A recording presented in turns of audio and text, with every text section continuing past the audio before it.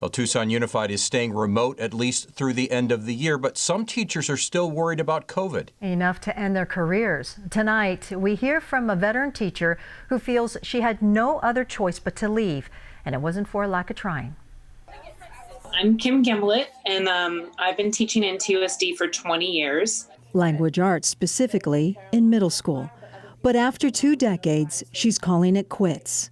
She resigned this month because of the pandemic. I didn't realize how many sleepless nights I would have. You see, her husband has underlying health issues, heart disease, and high blood pressure. I want to keep him around for a long time, so I'm very protective of him. So much so that when the state, including schools, suddenly shut down last spring, she packed up her things, headed north to Canada, and stayed in this tiny house. It's in the middle of a forest and socially isolated for months. She taught her students remotely until the end of the school year, then returned to Tucson. COVID didn't let up, so during the summer, she pursued every avenue to avoid returning to campus. A leave of absence, American Disabilities Act, FMLA, to protect her husband from potential exposure. But she was told, well, Kim, you don't really take care of Randy. And so since you don't take care of him, you can't get family leave for that reason, just because he's high risk. And I get that. I totally understand the reasons.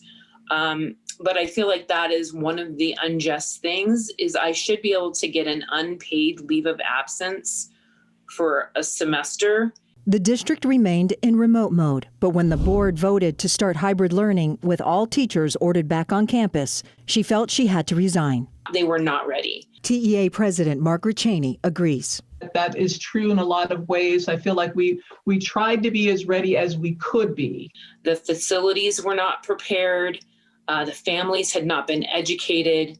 There was not efficient screening for staff or for students at all. There were still many, many unanswered questions. And all of those things just, they haunted me. She wrote this letter of resignation, read to the board members.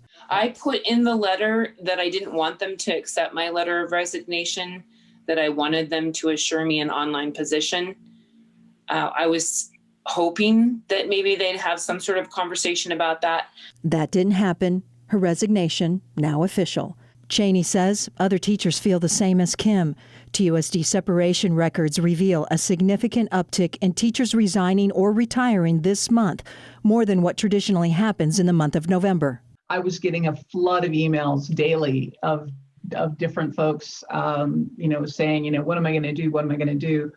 And now that they've pushed the date back, it's quiet. It's a rock and a hard place. Though schools remain remote until at least January, Kim believes more teachers will leave. If we do go back into the classroom, I know several teachers at my school that will not be going back. Only reason I'm coming forward is because there are so many other teachers out there that are having sleepless nights. She hopes the community comes together to help control COVID, to prevent teachers from leaving their profession too early. Kim's last day is December 18th, when the semester ends. And Kim says she hopes to pursue a degree in school psychology.